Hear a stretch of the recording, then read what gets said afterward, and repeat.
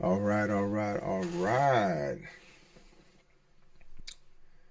Today is January 16th, 2024, and we are the Conscientious Offenders, and welcome. Uh, it's been a couple of days since I recorded it, and streamed anything.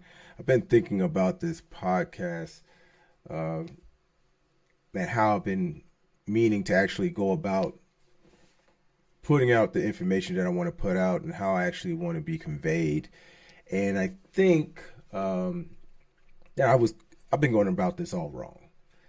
All right, so I want to get some things off my chest today. Um, I've been going about this podcast all wrong. I've honestly been too influenced by those that I admire in the independent progressive news scene. Um, this show is called The Conscientious Offenders. Offenders. Okay? And I didn't start this thing to, sound like somebody else. Okay? So I came here to offend people. All right? I came to offend. But from a real and empirical perspective. Like I'm using facts, I'm using articles, anything that I may pull, it may be incorrect, but obviously as we go, we make those changes. But it's not so much about what I'm feeling. Granted, I will have my opinion. I have my own agenda, my own perspective of things. But really, yeah, I came here to talk shit and to talk that shit. You know what I'm saying? I don't know it all about everything. I don't know all things. I'm not the smartest man on earth. But I do know right from wrong. And that anyone out there, if there's any of you out there who believe you deserve something that someone else doesn't deserve because of XYZ bullshit, I want to get under your skin. All right, this is why I built this. This is why I created this. Um, yeah. Any of you out there who think you're better than anyone else, you're the people I want to shit on. Simple as that. All right. So, that being said, let's go with the show.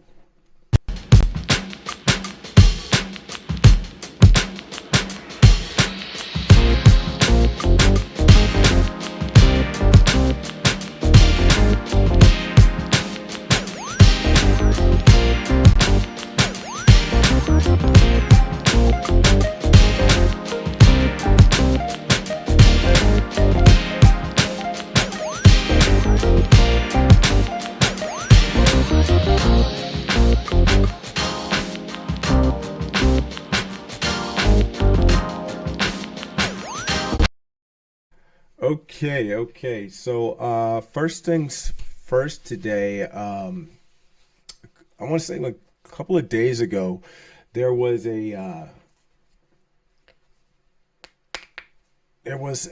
death of a mother and two children down at the Rio Grande. I believe this was last week, and just so happened the governor of Texas, my old, Texas is a state in the U.S., one of my old stomping grounds for those who don't know. Um, yeah, their governor is a trip. All right, let me just go off. So first I would like to talk about one of my old stomping grounds, Texas. All right, with a governor by the name of Greg Abbot. You may know some of his greatest hits amongst the dumb and ignorant, busing thousands of migrants from the southern border to other cities, predominantly Democratic cities, because Republicans, led states are fucking third world countries, according to the UN. Look that up. Also, this idiot decided to put floating barrages with barbed wire, strewn around them in parts of the Rio Grande, so it make it more difficult for people to swim through it, right? Aside from the fact that people are dying. Just last week, a mother and her two children drowned last week. So, Making it extremely dangerous for people trying to attain freedom. That's what these people are coming for. Freedom. And this is what they're being met with. This type of cruelty. This type of indifference to other people's suffering. It's pathetic, man. It's pathetic. And speaking of that, that mother and her two children, who's talking about it? The media really isn't talking about it that much. No one cares, man. It's really sad. So now you got this fool talking to another head case, Dana Loesch, or whatever the fucking name is. Remember how, that was that weirdo NRA head or spokesperson or whoever from years back who was fighting against gun law reform after we had that horrible shooting in Newtown, Connecticut. Well, he basically goes off acting like not shooting people it was the least they could do. Not shooting people was the least they could do at the U.S.-Mexico border. Let's take a look at this right here. Oh, forgive me. Let me pull that up.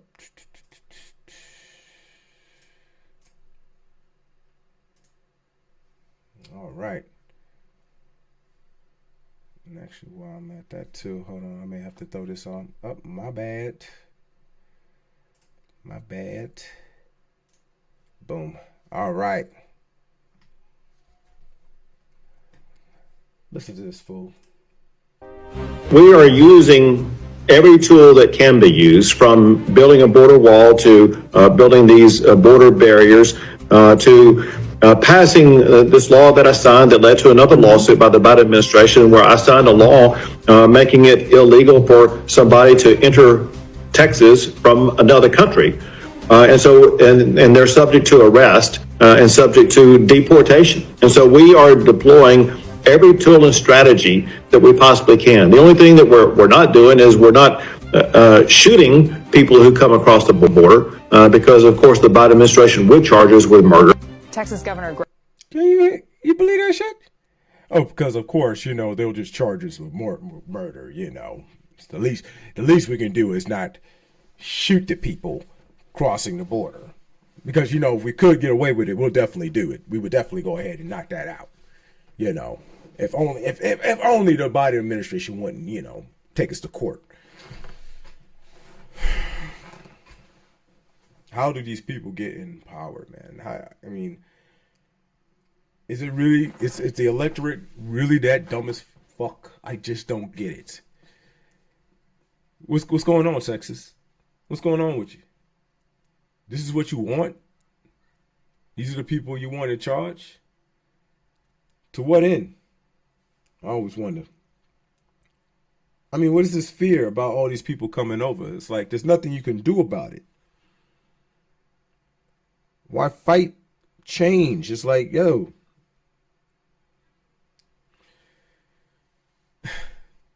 Demographics are going to change in the U.S. Okay? It's just what's going to happen. It's okay. All right? It's going to be less people,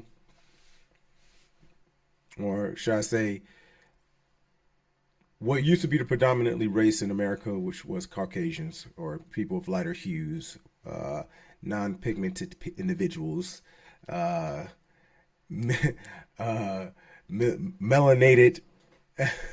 the less melanated individuals, the lighter hue, white folk. They were predominantly the majority in America for pretty much the exception of America, 1775, right? So, yeah, that's the history, and I guess they're trying to keep that alive. But listen, it's just not going to be, man. It's going to change, and it's okay. I don't know what you're worried about, what you're afraid of.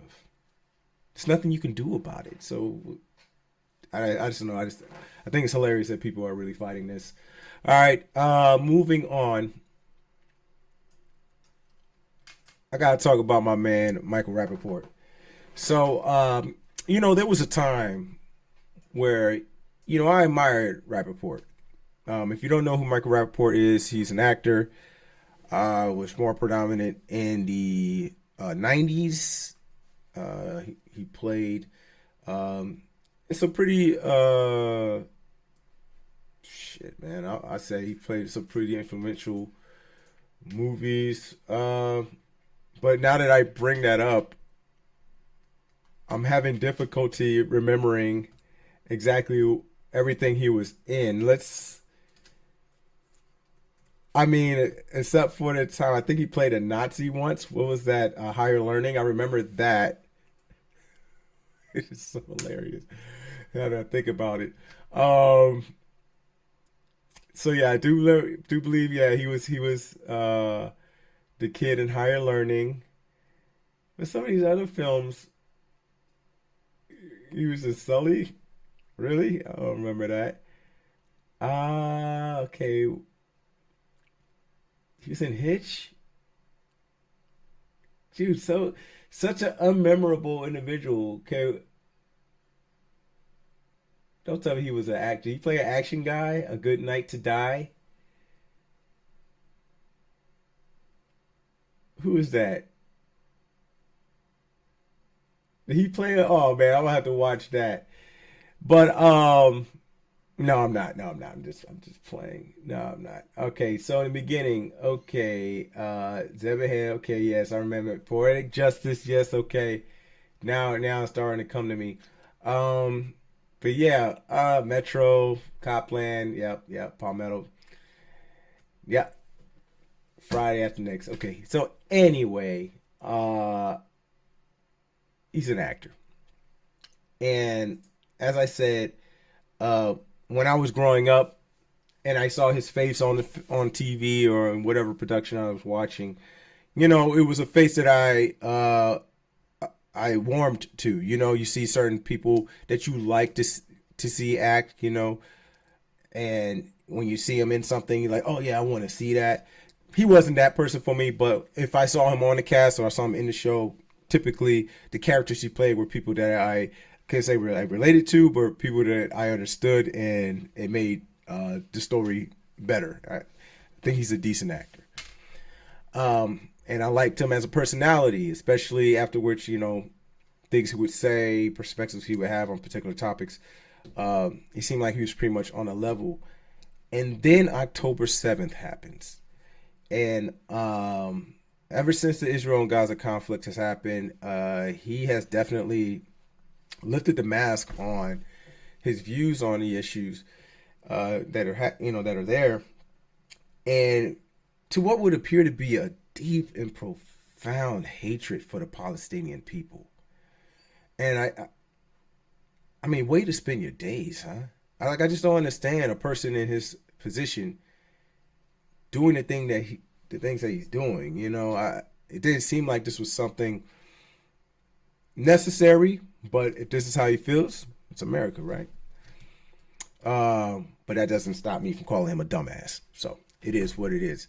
So the asshole, he even went on as far as to say that Dr. Martin Luther King Jr. was a Zionist, because Dr. King was recorded stating that he supported, the formation and respected the existence of Israel. And he was implying that because Martin Luther King at one point stated that he wanted Israel to exist, that he would then be supporting Israel in their continued onslaught of indiscriminate bombing of the Palestinians in Gaza, as well as the continued subjugation and, yes, rape and murder of Palestinians. The displacement continues in the West Bank. But this guy supports it because of what happened on October 7th of last year. And where are we at now? Like close to, 30,000 civilians, dead civilians, some of whom I assume are really good people. Shout out to Trump, dumbass. All right, come on now. The only people who stand in support of what the IDF is doing in Gaza are those who never felt the concussion of an explosion nearby, let alone in their face. Okay? All the people who have an opinion about what's happening here in this conflict or any conflict 9 times out of 10, these are people who've never experienced death or the imminent feeling of death happening. There's children, 5 and 6-year-olds, having heart attacks now in Gaza because they're so wrecked out their minds. They can't sleep. They haven't slept in months. Imagine that. Sleep deprivation, hunger, thirst, no shelter, and the constant bombardment of bombs that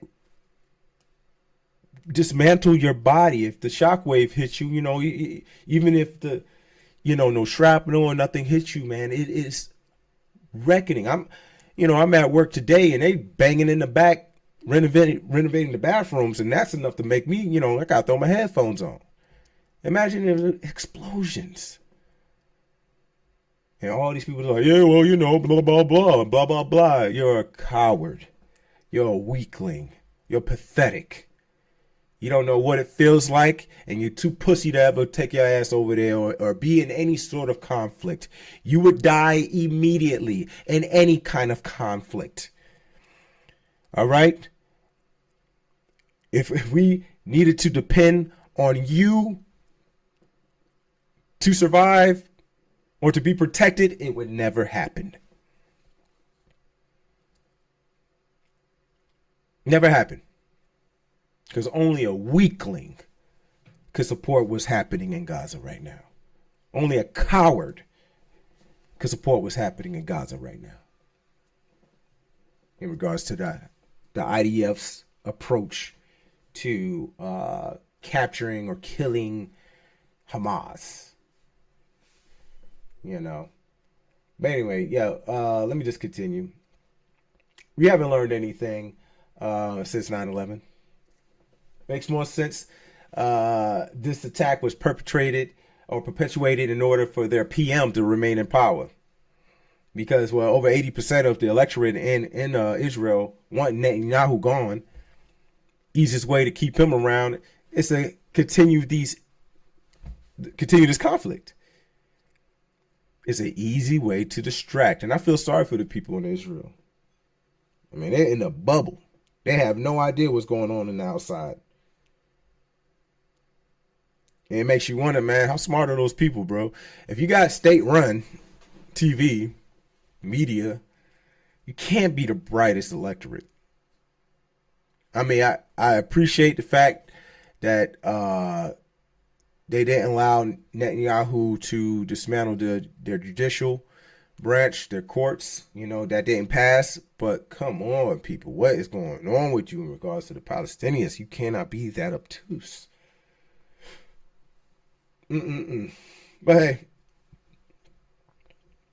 Michael, he can have an opinion, right? But as I said before, I can still call him a dumbass for having one. But speaking of MLK, let's go to Rapaport's Twitter page and let's take a look at what he posted in regards to MLK.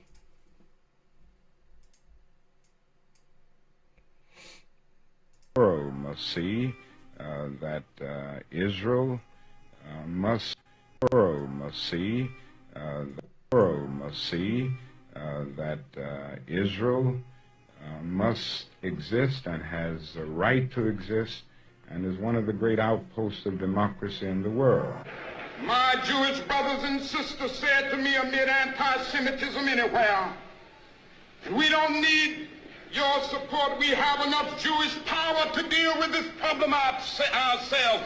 I would still take a stand against anti-Semitism because it's wrong, it's unjust, and it's evil. If my Catholic brothers and sisters said to me, amid bigotry toward Catholics, we don't need your support in this because we have enough Catholic power to deal with it, I would still take a stand against bigotry toward Catholics because it is wrong, it is evil, and it is unjust. World must see. So this, sorry about that. Turn this down. So this dumbass, I'm speaking of Michael Rapaport right now. This dumbass, he writes, cancel this Zionist today. The Zionist today. I don't know why I keep saying Zionist.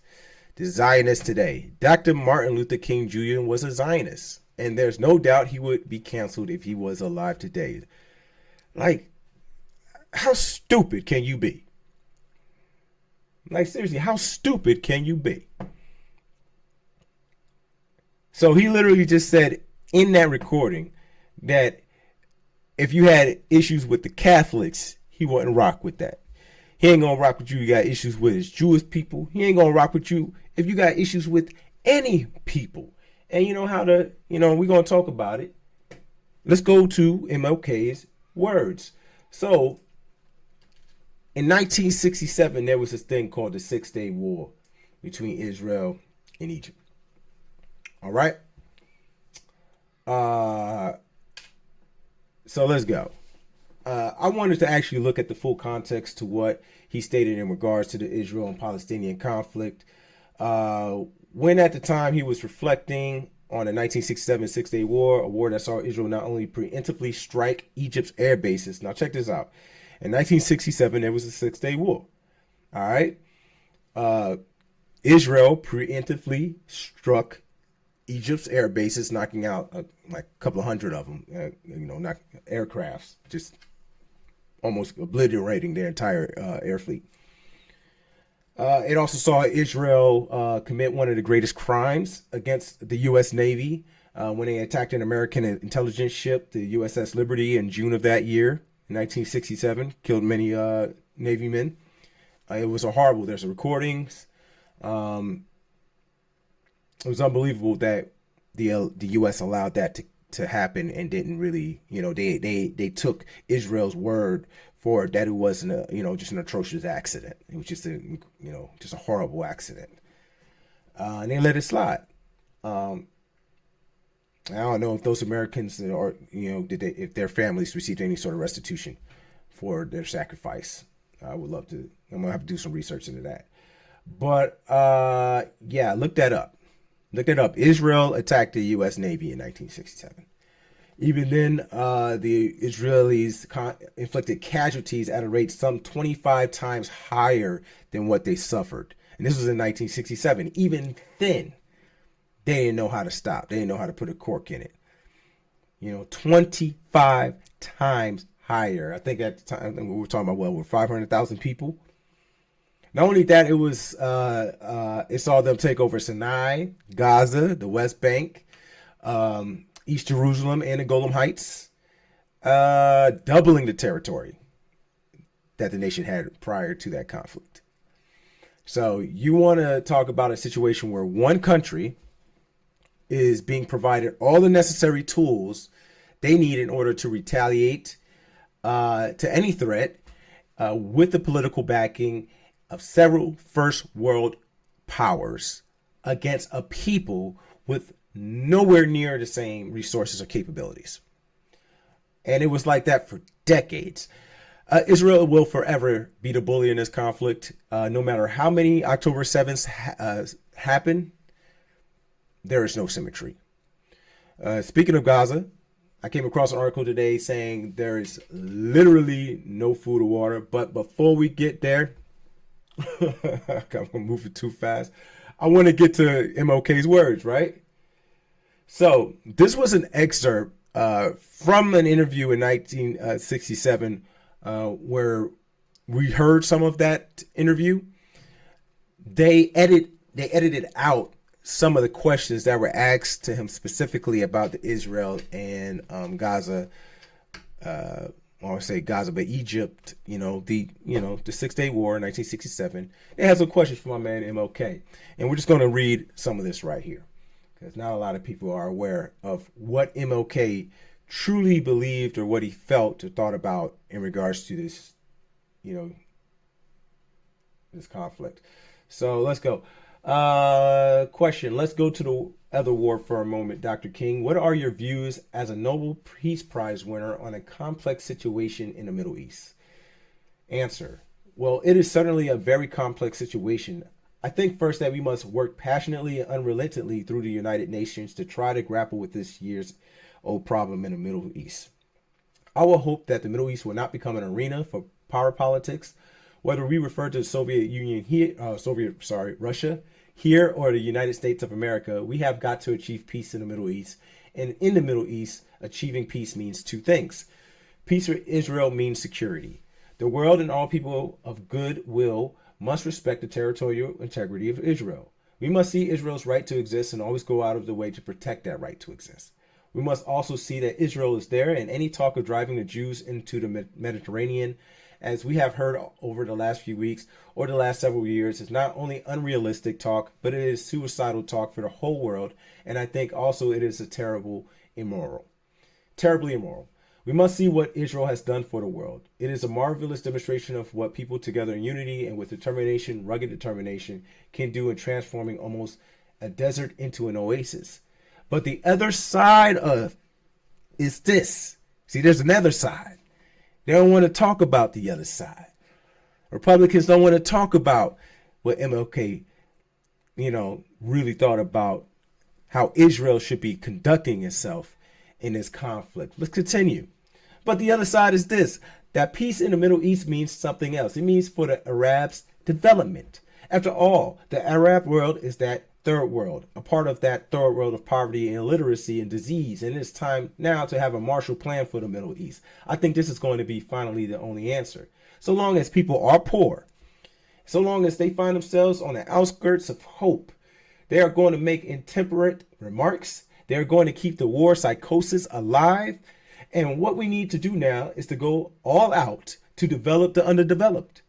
And we must see that there is a grave refugee problem that the Arabs have on their hands, and the United Nations, through all of the nations of the world, must grapple very constructively and forthrightly with these problems. I wonder why they didn't want that in the live broadcast. I wonder why. All right, they continue. Question: should Israel, in your opinion, give back the land she has taken in conflict without certain guarantees such as security? Answer: well, I think these guarantees should all be worked out by the United Nations. I would hope that all of the nations, and particularly the Soviet Union and the United States, and I would say France and Great Britain, these four powers, can really determine how that situation is going. I think the Israelis will have to have access to the Gulf of Aqaba. I mean, with the very survival of Israel may well depend on access to not only the Suez Canal, but the Gulf and the Strait of Tehran. Man, Martin knew what he was talking about, bro. That's an educated man right there. These things are very important. But I think for the ultimate peace and security of the situation, it will probably be necessary for Israel to give up this conquered territory, because to hold on to it will only exacerbate the tensions and deepen the bitterness of the Arabs. There it is right there. There it is right there. Let the people go. Get out of those territories that you overtook in 1960s. Let them have it. What do you need it for? You're being babysat. You're being taken care of. I'm really tripping, man. I need to see what is this? What products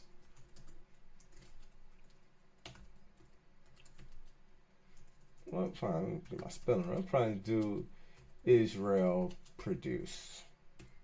I'm sure fruits they got over there. I'm not trying to be a dick. Yes, I am. Exports. Oh my God, 166 billion. Okay, what do they got? Cut diamonds, refined petroleum, pharmaceuticals. Oh, machinery and equipment, medical instruments, computer hardware and software, agricultural products, chemicals, textiles, and apparels. 166 billion. Cut diamonds, refined petroleum, and pharmaceuticals are the top three.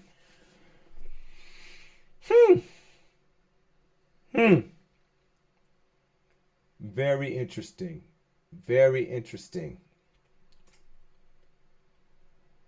By the export-oriented high-tech sector and a spirit of innovation with high-tech equipment, cut diamonds leading the export. So diamonds are forever. Yeah, that's too many interests in keeping Israel around. Because it was up to me, man. The way I feel about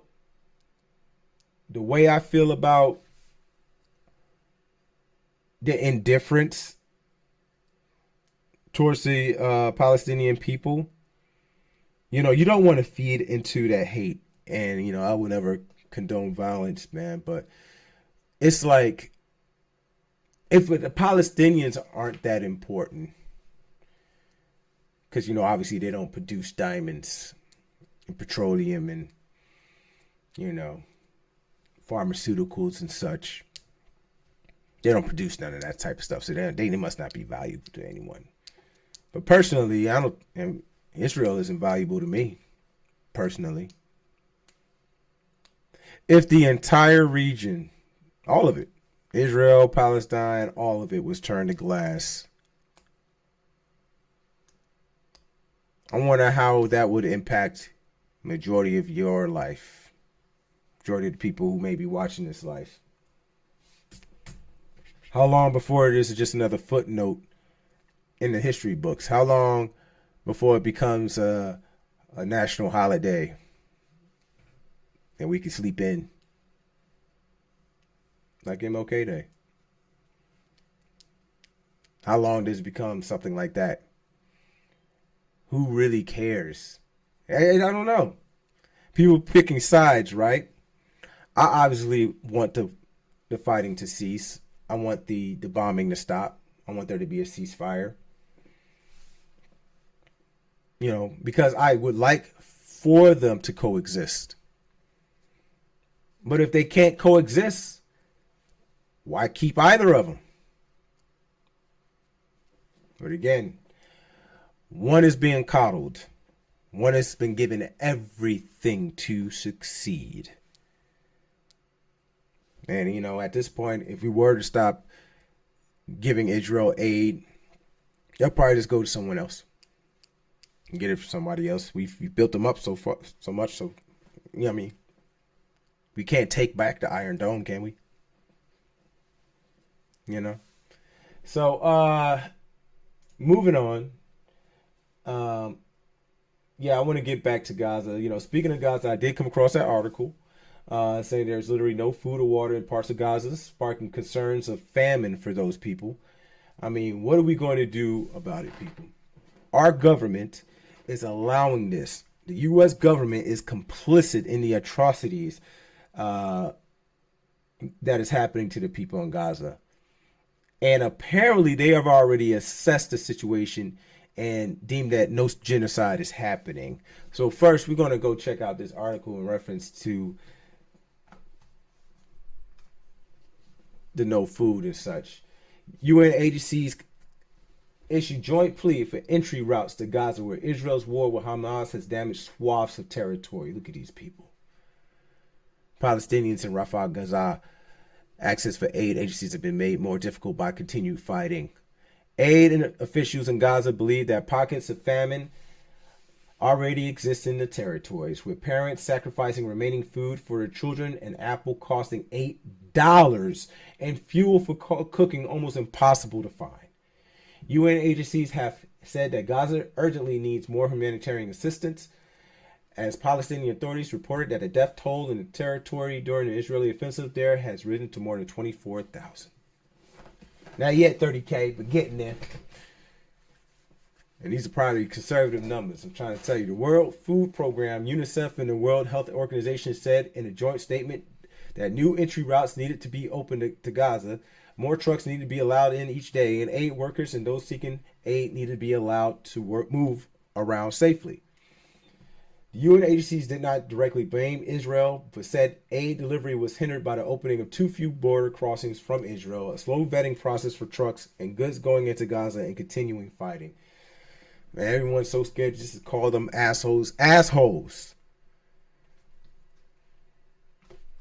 I don't get it. And speaking of the U.S., here's what our Secretary of State has to say.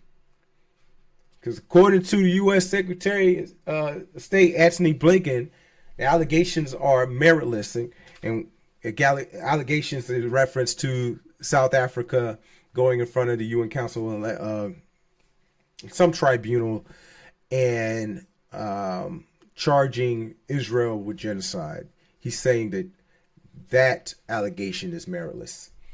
All right, a distraction to the world. That's what he said. Not the ongoing killing of innocent people every hour. It's happening every hour. Every hour that passed by, an innocent person is dying.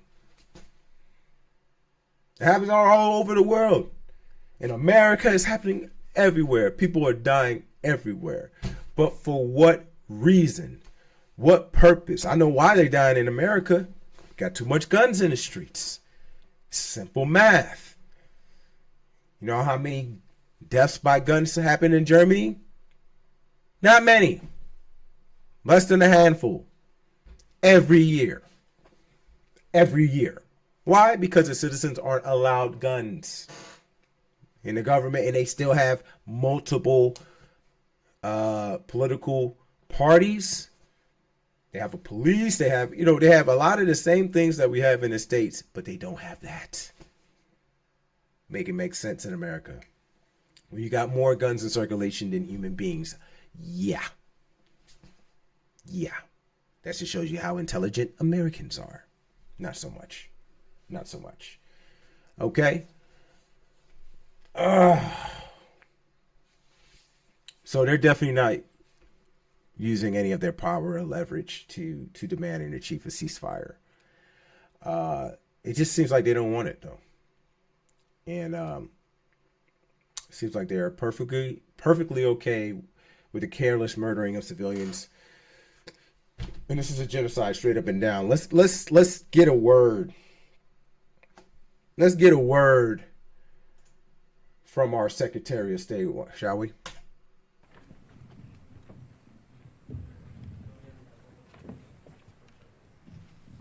We believe the submission against Israel to the International Court of Justice distracts the world from all of these important efforts. And moreover, the charge of genocide is meritless. It's particularly galling, given that those who are attacking Israel, Hamas, Hezbollah, the Houthis, as well as their supporter Iran, continue to openly call for the annihilation of Israel and the mass murder of Jews. On this trip, I came to Israel after meeting with the leaders of Turkey, Greece, Jordan, Qatar, the United Arab Emirates, Saudi Arabia. All of those leaders share our concern about the spread of the conflict. All of them are committed to using their influence, using the ties that they have to prevent it from escalating. This crisis has clarified you can't have one without the other, and you can't achieve either goal without an integrated regional approach. To make this possible, Israel must be a partner to Palestinian leaders who are willing to lead their people in living side by side in peace with Israel and as neighbors. And Israel must stop taking steps that undercut Palestinians' ability to govern themselves effectively.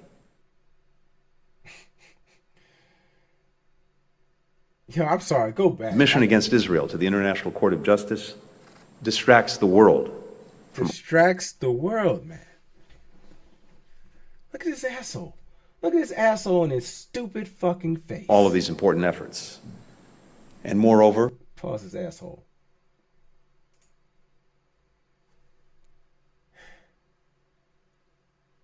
Like, I just don't understand how people could be so feckless and cowardly. It's just disgusting that these are the people that we have in front of us representing us. No backbone. No objectivity. Or just purpose, just evil. I don't know, just nasty. You telling me with all the intelligence that we have, we don't see what's happening over there in Gaza? And this is the asshole we got up there in front of us telling us that it's meritless calling it a genocide. And that it's a distraction.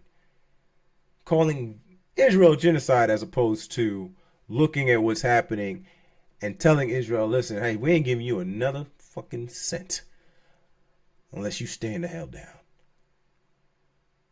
How hard is that? Must be hard for our people, because they must be getting too much money from AIPAC. I don't know. I don't know what it is, but it's appalling. It is appalling. What else I got here? And speaking of the conflict, yeah, I actually kind of wanted to take a look because I don't really think too many people are aware of what it looks like over there or what's happening over there.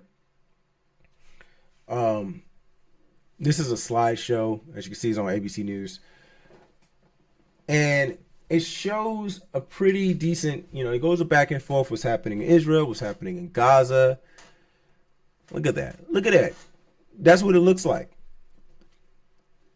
The Israeli mobile artillery unit fires a shell from southern Israel towards the Gaza Strip in a position near the Israel-Gaza border on the 14th. So 2 days ago, this is what they were doing.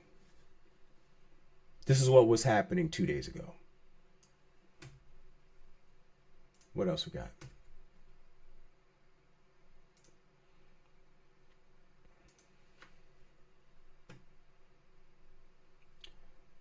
Displaced Palestinians are seen near the Egyptian border while seeking safety from Israeli airstrikes. Look at them. Look at them.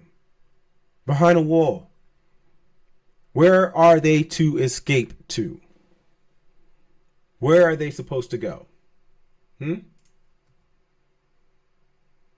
tell me. You tell me. Because none of it's making sense. The math isn't mathing. Look at those children. Look at these. More displaced individuals. Palestinians displaced by the Israeli bombardment of Gaza Strip walk next to the border with Egypt. And look at that border. Yeah, so welcoming. Look at these guys. Israeli soldiers ride military vehicles while moving out of the Gaza Strip in an ongoing conflict between. What? How many tanks does the Hamas have? I'm curious.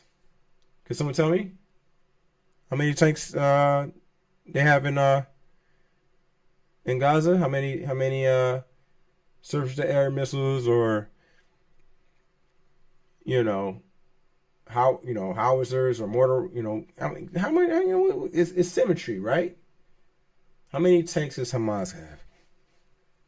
Come back, holler at me. All right, we got this woman protesting the prime minister, asking for the hostages to come home. What do you expect? How do you expect them to come home when they probably already died from being bombed? This is the humanity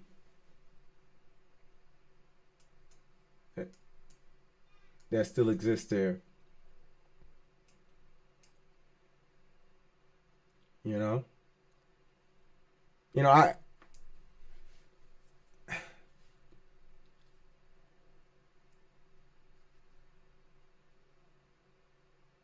This shit just makes me sick to my stomach, man. It makes me sick to my stomach that this is what's going on in the world. See what else we got. That's beautiful. But look at this. Palestinian children wounded in an Israeli strike receive treatment at a hospital. And these people, look at them. Look at these people, so clean. Got their coats on, they're crying. They got pictures of their loved ones. And I want their loved ones to come back. I wish they were never taken hostage. But look at you. You really think you're going to get that from this? Look at them pointing at the rainbow. Huh? You really think you're going to get hostages out of that? You think you're the only one hurting? Look at that little one amongst those bodies. You really think you're going to find hostages through that? And that? Look at them, hungry. Trying to eat.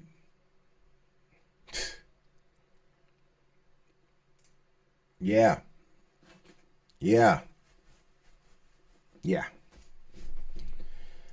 So, I actually really wanted to go off on Boeing in regards to that incident that happened in Portland a couple days ago. But I am getting tired. I ain't gonna lie. Then we'll call it a day for right now. Listen, guys. No, fuck it. Let's get into it. This shit kind of pissed me off too. So, a door plug falling mid-flight has renewed scrutiny of air travel and of Boeing's planes. So, if you haven't been keeping track of this, Boeing has been having issues over the past couple of years in regards to some of the newer planes that they've been creating. One of which is called the Max 740. So this is 737.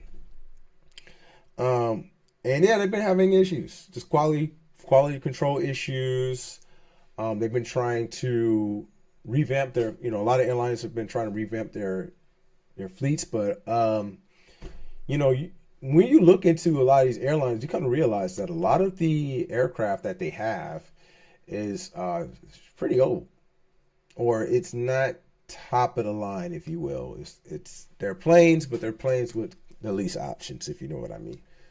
Just enough to pass muster and whatever regulatory concerns there are. So on Friday, January 5th, the door plug of a commercial Boeing 737 MAX 9 came off as the plane was climbing, opening a large hole on the side of the plane, as you can see here. Right?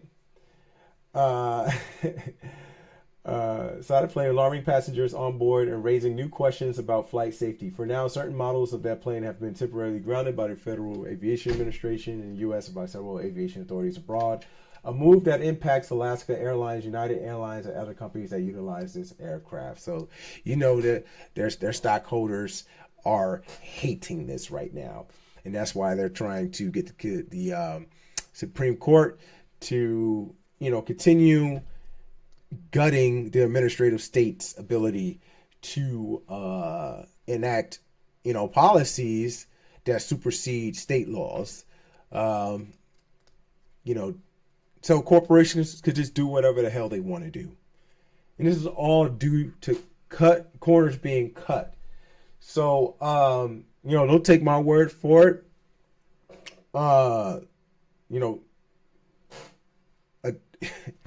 This is a direct result of those two airplane crashes that happened a few years back. And I believe those were Boeing planes as well. But that's what happens. The rich keep getting rich or richer, and the average Joe continues being collateral in this world. Check out this interview with Ed Pearson. He's a former manager and now whistleblower that worked for Boeing, and see how he describes the malfeasance that no one seems to be held accountable for. Let's take a look at this. When you talk about how you and others have been monitoring some of these issues, what is really at the heart of the problem? Is it that Boeing is a bad company? Is it, everything's just an assembly line, push it through? Is speed the issue? What do you see as kind of the root of some of this? There's several root causes, and a lot of this obviously goes back to the two MAX crashes. And I'd say first and foremost, it's leadership or lack of leadership. The board of directors of the company have a fiduciary responsibility to make sure that the airplanes and the products are safe. The CEO has a responsibility. I saw in the news that he made a big deal about coming to Renton and visiting Renton and being at the site. That's a problem. When your CEO is, it's a big deal for the CEO to show up. He should be very familiar. He should be frequently at the site, walking around, talking to the employees, finding out what their issues are, sitting in a corporate office in Arlington, Virginia, and talking to people about the stock. That's not going to get the planes healthy. It's not going to get the company healthy. And unfortunately, the board of directors has also been completely out. I don't know what they're doing. And so the people that we talk to are telling us that unfortunately the factory is in, which is shocking for me to believe, it's in worse shape than it was, before the planes were built that crashed. So I know this isn't reassuring to passengers. I mean, it's certainly not, confidence inspiring, but we have to admit these problems exist. Meaning the company has to admit that all these issues are really real. It's not just a blowout at the door, right? That's a visible, obviously scary situation. But we've noticed a lot of issues with the planes. I mean, we have had flight management computers repeatedly failing. We've seen stab trim motor failures. I know some of this doesn't may not make sense, but these are flight-related safety systems, and these are new airplanes. And if anybody wants to kind of judge for themselves, we have the FAA has a very fancy database, but it's really hard to figure out how to use it even if you're an aviation person, because the nomenclature and stuff. Yeah, but anyhow, we figured out a way to take their data and select reports and put it into a more user-friendly view. So people can look at it under our incident reports tab, and you can read for yourself and just go down and look at these incidents. We did a report in September. We looked at an analysis of all these reports, and it just so happened that Alaska Airlines, which is actually the airline of my choice, has been my favorite airline. It's had a boatload, large numbers of reports. And when you look at the hours and how many hours the plane is, they're brand new planes. They should not be having those kinds of problems. And this information is not really available to the public. So the public is unaware of this. So it's a very concerning situation. So yeah. I'm curious, just as you were talking. I ain't trying to watch this whole thing. It's over 20 minutes, man. Just trying to make the point that, guys, man, you got to take care of yourself. You got to watch yourself, and you have to pay attention to the news. You got to pay attention who's buying what mergers are happening. Like, especially if you're going to, because when I'm going on a plane, I'm researching that plane. I want to know how many times it crashed. I'm especially if I'm bringing my family with me. Okay, a lot of times I don't go that deep when it's just myself. I'll still do some research, but if I know I'm bringing my family, I'm doing a deep dive. I want to know how much money this company, I need to know everything. Any sort of quarterly, anything that they're providing to the public, because obviously, like the man said, you're not going to know everything that's going on inside the company. So you do the best you can. But everyone's cutting corners, man. Humans are going to be human. And everyone's trying to get more for less. And, when it comes to these corporations, less means less stuff for you, the consumer. More for them, but less for you. Shrinkflation comes to mind. So many things come to mind in regards to just corporate greed, And it pisses me off. But I will rant about this later. I want to thank you guys for watching, and please do come back. All right, this is the Conscientious Offenders signing off. Good night.